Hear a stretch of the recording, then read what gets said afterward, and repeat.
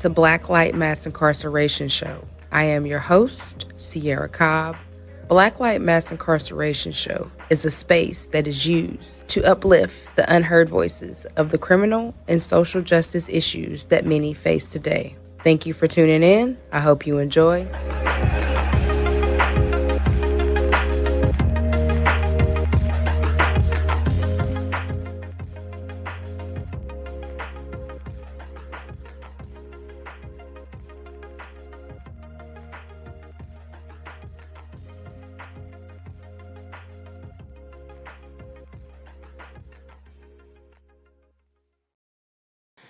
All right, today we have Rhonda, who is currently incarcerated in Georgia Correctional, and she's here to share her experience and her story and hopefully get some avocation towards her situation. So if Rhonda, you want to introduce yourself and then kind of just tell us what's going on.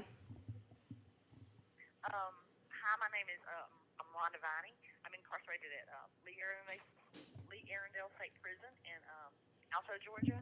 I've been locked up since 1994 on a murder charge.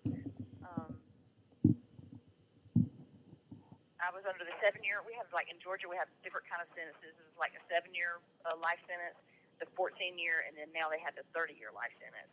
But I was locked up under the 7-year life sentence. But I've done 30 years. This year will be 30 years that I've done on the 7-year life sentence. So you want to kind of tell us the reason, or what landed you inside of the Georgia State Prison? Yes. I was in college at Emory University, and I kind of got in a relationship with someone. It was kind of a really toxic relationship. Oh God, this is so hard to talk about. It's all right. We had a very abusive relationship. I would say it was kind of angry, volatile relationship, and Take your time. Yeah, but I haven't said anything about it for a long time because I feel really, really, guilty because I did take somebody's life, and it's just really bothered me all these years. So it's hard to talk about something. Well, I want you to know I'm a domestic violence survivor over 30-something years, who has almost lost her life 3 times in a row, from 3 different guys. So I understand. And sometimes you have to do what you have to do. It's either you versus them, especially when. Go ahead. And then sometimes you play it over and you're thinking, well, I could have got away in a million different ways. I left, I came back. Like I moved out before all this happened. I had moved out one time and moved closer with a friend, and then he kept visiting me, and I went back again, and I kind of knew it was a bad relationship. You know what I'm saying? And I just I went back anyway, and then when I got back, it seems like it got even worse, and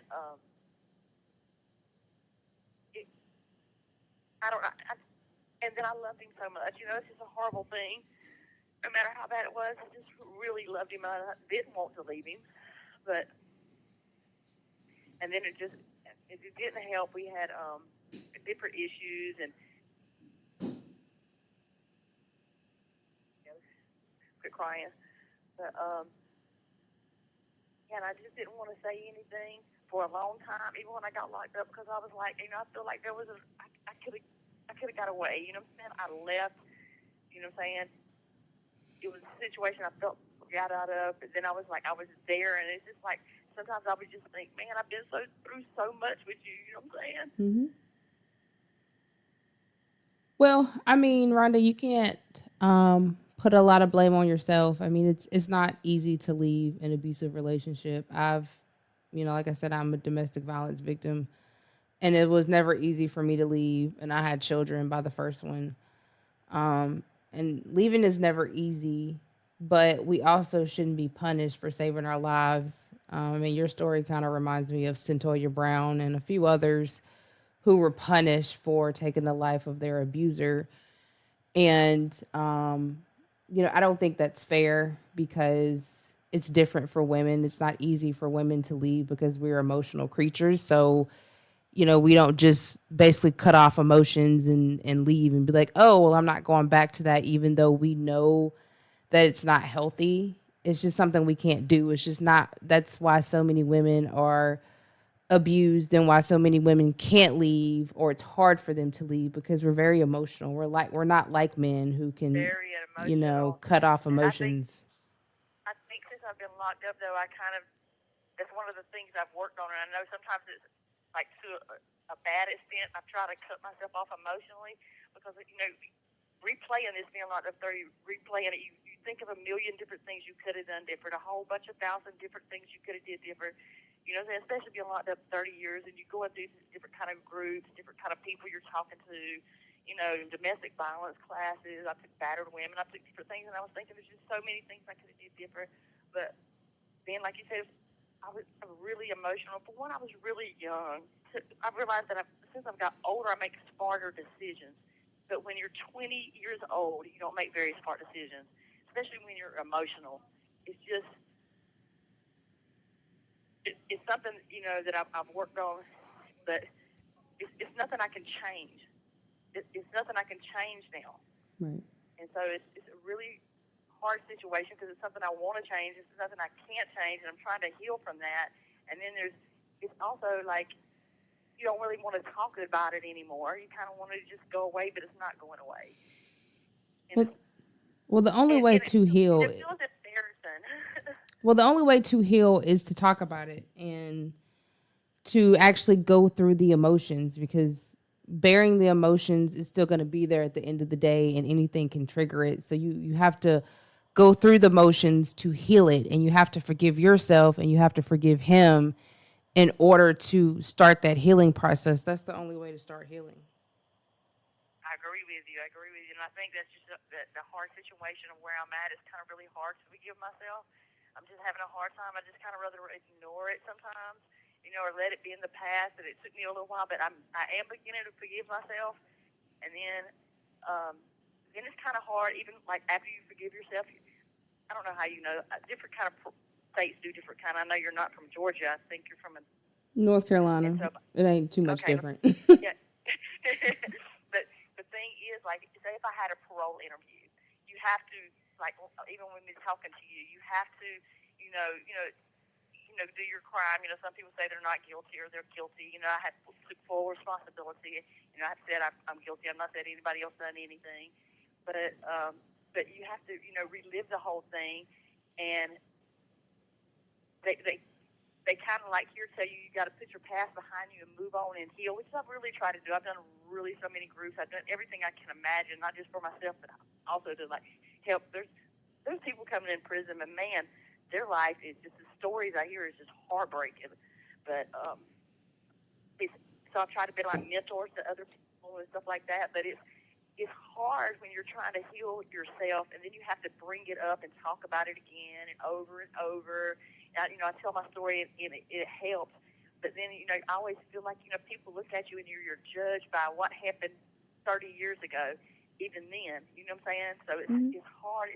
It's easier to talk to people that's been through it, and then they'll understand, well, shoot, I done something really dumb, and yes, I did this, and whatever. But it's harder when you're talking to somebody that's never been there. Right. And I You know think what I'm saying? that's Like with when I'm talking, anything. When you're not directly impacted, it's hard for you to understand the actions or the emotions of somebody else when you've never been in that situation. yeah, that's why I think I find it easier to talk to people that maybe they're coming in. I mentor them because most of them, if they hadn't been in an abusive relationship with a partner, they've been in an abusive relationship with a family member, or some kind of way something has happened. It's easier to relate. I guess it's easier for me to talk to them and than trying to tell my story to somebody. Maybe I feel like has never been through a situation and put somewhere that you made the decision in a split second that they'll be like, well, you could have did this. You know what I'm saying? And it Mm-hmm. just feels like there's sometimes when I'm looking at myself from a 50-year-old, from a 20-year-old, even me, I'm like, dang, you could have did this different. But, hindsight. Yeah, hindsight, but like I said, you gotta God forgives us for everything that we do as long as we come to I Him truly and believe admit, that with all my heart. And it took me and a long time to think God should forgive me. He will. I mean, but you got to forgive yourself, because if you don't forgive yourself, how can He forgive you if you won't forgive yourself? And I mean, He was there. He saw everything that happened, and I think He understands why you did what you did. But the only way to help others and help yourself is to heal that. And I know it's a long road to heal something like that, especially when you take somebody's life that you love. And sometimes you have no choice but to do those things. But you got to heal from that and take your testimony to help all these other women, because I mean the domestic violence rate out here is crazy high. You know what I mean? A lot of women don't stand up for themselves, and so their life is taken. Like every day it triggers me. Every day I'm on YouTube and I see a lot of women who their lives are gone because their spouse just couldn't let them go for whatever reason, or jealous, or whatever the reason is, and take their lives in front of the children and taking the children's lives. And so in order for us to get a handle on it, it's we have to heal from it. And I'm still healing from mine. And I'm glad that you're on here, because I actually did another episode with a guy who took his girlfriend's life. And so, I really, my thing is bringing awareness to domestic violence and how we can change it. But the way to change it is through healing trauma, because a lot of us have underlying trauma that comes into our relationships, and we tend to take it out on our spouses a lot. And so, the I partner that totally. you were with probably had generational trauma, and he just took it out on you. You know what I mean? Me and him, that's one of the things we bonded over. Like some things that happened to me when I was like in high school, like with fighting and stuff. He knew about it. And something happened with him. Like he got into it with somebody, and ended up shooting himself. It's like we kind of bonded over. That's kind of what got us together. It was just it was a very toxic bond. But that's what we started talking about. And then when I was younger, my dad shot my mother. He ended up shooting somebody else and my mom, but my mom was trying to leave him because he was very abusive to her. So I don't know how long he did in jail. He went to prison. I know that, but he shot my mother, but she lived. But he was a very abusive thing. So I think it's just something I grew up with. It's just hard to watch that. And I think I began to think that was acceptable, not just in my behavior and other people's behavior toward me. Mm-hmm. So Mm-hmm. when I look back at that, it's funny. I was just talking to somebody the other day, and I was telling them, the thing that happened with my mom and my dad, and they're like, "Oh my God, you never know what somebody's went through," And Like that goes they to show said, they you. looked at me and they said, "I would have never thought that." She said, "I would have looked at you and thought, oh, you had such a great childhood." You see what I'm saying? And that just goes to show that you really didn't know what true love looked like, because your father didn't show it to your mother. And so that's the thing. Like, a lot of us don't know what real love looks like, because we emulate what we see when we growing up. And if we don't see our parents affectionate and loving one another, then we're not gonna expect that from our spouse. And so it just continues the cycle on and on and on, because you have to have a good model of what love is for you to know what it is and what to look for when you get older in your spouse. And a lot of us don't have that. We just kind of go off of what we think it is, or what we hope it to be. And a lot of times it's not that. And then a lot of times we don't, we disregard the red flags that we see, because we be like, oh well, I love them, and oh well, hopefully they'll change, and I can help them change. And the only person that can help them That's my change is favorite. them. I can help them change, or they Hmm. can help me. That's my favorite line ever. Used to be. It used to be. That was my favorite line. Hmm. You hit the nail on the head. So yeah, I get it. I understand. So tell us a little bit more about your sentence, and what's going on with Georgia, and how you're trying to get Well, attention. Georgia is different. I've just kind of been looking this up lately because I'm having a hard time. I'll have a life sentence plus 5 years for possession of a firearm, um, which is like I told you, I was under the 7 year sentence. Most lifers here, I would say they do between maybe 22 and 27 if you're under the old law, the 7 or the 14. Mm-hmm. But I've done 30. My issue is the victim's family. They're, they. Um, advocate for me to stay in prison. Um, and so it kind of depends on that. Most lifers, if they do longer than the 27, I would say 20. I would even say I'll even go up to 28, but most of the time 27. If they're under the old law, they usually just do that much time if they don't have somebody advocating for them to stay in. Mm-hmm. Um, yeah, and it really don't matter about your sentence because some people here have like 2 life sentences. You know, maybe they've um, convicted of 2 murder charges. They'll still go home as long as they don't have the victim. That's usually the only thing that holds people in jail in Georgia. Is the If families you have advocating for life, you to stay in? yes, they very much are. Um, yeah, they even got a mayor to write a letter in the newspaper. If you pull me up, I'm sure you'll see the article. It comes up easily. And on the end, it's like they gave me in Georgia, you get this thing called 90-day letters. It's like a clemency letter, and Mm-hmm. within those 90 days, you can present information. You know, your family can present information, about you, which we did present a lot of information about me, and that we had letters from law enforcement agencies from where I'm from, the sheriff and like chief deputies and stuff like that. They wrote letters for me. Um, Fire warden wrote a letter for me, and the lady over female services, she's retired. She wrote letters for me. A lot of people that work here with me that's retired now, they wrote letters for me, and of course, different people in the community and different people that would employ me once I leave. So they all got a lot of letters for me. But then they also the victims. I think it's the judge and the DA, if I'm not mistaken. I think it's the 3 people they notify, and Mm-hmm. they can also present, letters against you, advocate for you to stay in. And on that article I was speaking about, if they got like the mayor of the town where they live at to write like a newspaper article about me or whatever. And on the thing it says at the end of the article, if you read it, you would think I'm going to move back to their town because he's like we wouldn't want her to get out and like move back to our area. Our area is a really nice area. We're building it up, be safe for our children and stuff like this. He kind of wrote the letter like, and if you disapprove of her, coming out, write so and so at the victim services or whatever. But in the article, if you'll read it, it's kind of like worded like I'm going to their community, and please write a letter so she won't come here. But I'm not going anywhere near their community. I didn't even live there. I just lived near there because I was going to school. But I would go back down south where I'm from.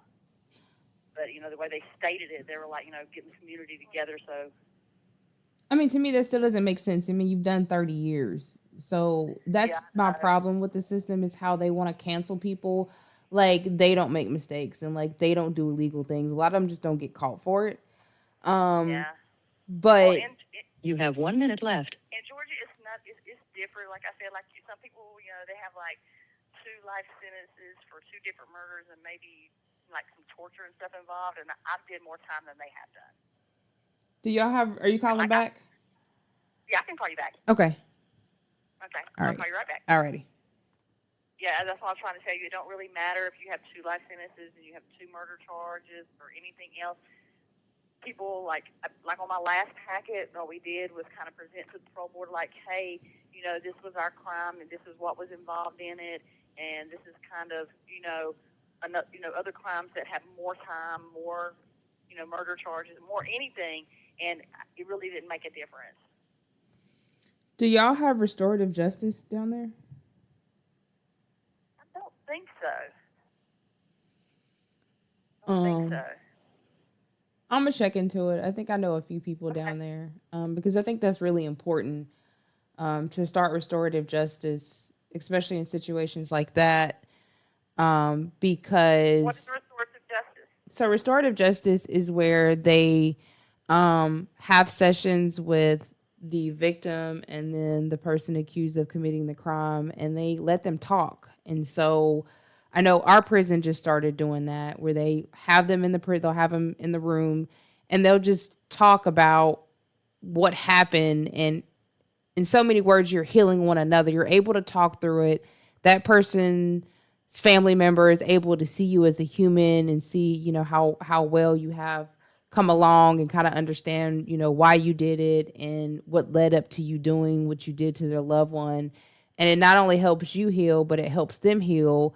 And then instead of them, saying, "Oh, we want them put away for the rest of their life," then they can kind of help advocate to say that, well, I've seen the change, and I think it's okay for them to be released. A Yeah, lot of okay. Now, states are you know starting to what do that. restorative justice is? We had that. It's called victim. It's called something else though. But the only thing is the only way in Georgia is the victim has to initiate the contact. Anything else is illegal. See, that's not really restorative justice. Yeah, you know. that's the only way you can do it here. And when I've been locked up 30 years, and I've only seen it happen one time. And I actually worked with the girl that they did it with, and they do a lot of therapy with the person that's going to talk to the victim and the victim's family. Mm-hmm. And you can't. They ask you questions, but you can't. You only can answer their direct question, because she was telling me what the people were telling her, like, don't speak any words, just a question they ask you, answer the straight question, don't add on or whatever. She was just telling me it was kind of restrictive. Right. See, that's not really true restorative justice, because Yeah, both that was sides so. are able to She's the talk. only one I know. So That's wild. So you're basically want people to advocate as much as they can, um, to help you get released, right? yes, ma'am. Okay. So yeah, I will definitely see what I can do. I think I have a few connects down there. What part of Georgia are you in? We're in Alto, Georgia. It's kind of North Georgia, kind of like below Gainesville, I think. Mm-hmm. Okay. I'm not really from up here, so it's a little different because I'm usually actually from down south mostly. That sucks. To be locked up somewhere that you're not even from. Have you been able to see your family? I do, but they have to plan visits like to come here because it's like 6 hours, and then my little nephews are really little. My sisters and my nieces and nephews have kids now, and they're little. It's hard to drive a child that far, so usually they have to get like a motel room and stay overnight. And Mm-hmm. then our visitation is only 2 hours, so they drive for 2 hours, and then they leave. So Then they leave. Yeah, that's hard. I'm sorry. So, is there anything that you would like the audience to know, or any advice you would give women that are currently in domestic violence situations, that could bring their awareness, help them bring their awareness up? yes, I think the biggest thing is that you can't be embarrassed, that you got to talk to somebody, even if it feels like you shouldn't talk to anybody. I think you should talk to somebody about what's going on with you, and not just to save yourself, not put you in a situation that's going to impact the rest of your life. Sometimes you just have to. I know it sounds bad, but sometimes I think a lot of things, especially with me, it was embarrassment. You know what I'm saying? And Mm-hmm. like I didn't really want to talk to people about it because to me, I feel like at that time I thought I was a strong, indestructible young woman. But as I look back, I was very vulnerable and non-indestructible and made very poor decisions. But I think you just have to not be embarrassed and talk to somebody. You know what I'm saying? Anybody. I mean, even if you just have to talk to God, because sometimes you get so alienated, you feel like not even God's listening to you. Mm-hmm. And he's really the only one that could direct you, how to really get out in a safe way. Exactly. Yeah. Exactly. I don't remember a moment of prayer back then. Like I just like it. Just you even feel alienated from God. Like you don't even talk to anybody anymore. Yeah, I get it. I understand. Well, Rhonda, I will definitely, put this out here. And I think Reverend Ronnie had sent me your links. I will put the links down below for people to go sign your petition, and see if Okay. we can reach out to some more activist groups, maybe even, national, to kind of advocate. But I know, when I was listening to Centoya Brown's story, she said even though she had, Kim Kardashian and all them advocating, it still took a while. Like basically, God was the one that released her because I think the family Yes. was doing the same thing, or basically Yes. saying they wanted her in there, and so she got denied parole I think twice, and then finally they granted her parole. But we will definitely keep your name out there, and just pray to the Lord that He softened the hearts of the families to forgive you. I mean, it's been 30 years later. I was just talking to somebody the other day, and they said maybe we're praying the wrong prayers. This is, you said the exact words they said. They said maybe we shouldn't be asking for your release. Maybe we should be asking to soften the hearts of your victim's family. And I Mm-hmm. was like, that's just really strange that you said that. Just spoke that. Mm-hmm. Yeah, to really convict them, because you have to forgive, because it's in the Bible. God says if you don't forgive, He's not going to forgive you, because He forgives us for everything. So to really lay that on their hearts and soften their hearts, Yeah. to forgive you, and just look at who you are today and not who you were back then, but even maybe look at who you were back then to understand, what situation you were put in. And there's faults on both sides. I mean, I'm a domestic violence victim, so I can sit here and say there's fault on both sides. It's not one person's fault. You know what I mean? It's on Yes, both sides. exactly. You're both traumatized, and it's on both sides. It's not just one person, and one person shouldn't carry or hold that blame. It's on both sides. Anybody could leave at any time. You know what I mean? And it's not really you can even leave at any time, but leave it in a manner where everybody is safe, and that's not easy to Everybody's do. safe. You know what I mean? It's not Yes. easy to do. And so I will definitely be praying for you, and definitely just keep your name out there and keep the pressure, and just praying that, like I said again, that the Lord will soften the hearts of the victims' families. That you've done your time. You've done the time for what you've done, and you can't keep holding somebody in prison forever. Like, that's gonna fix it. So, praying Yeah. for their healing, because the only way for them to see who you are as a person is that they start healing. So praying that the Lord also starts to heal their hearts and minds, so that, they are understanding, and say, okay, well, she's, done the time, and it's, we forgive her, let her go. Yeah. Well, So thank you so much, Sierra, for talking to me. It was wonderful. you're welcome. I'm here if you need me. If you want to get my number and call straight through, if you need to talk or vent, I'm here. Just call me. Okay. Thank you so much. All right, Rhonda, I'll be praying for you. Have a good day. You too. I will. Bye bye.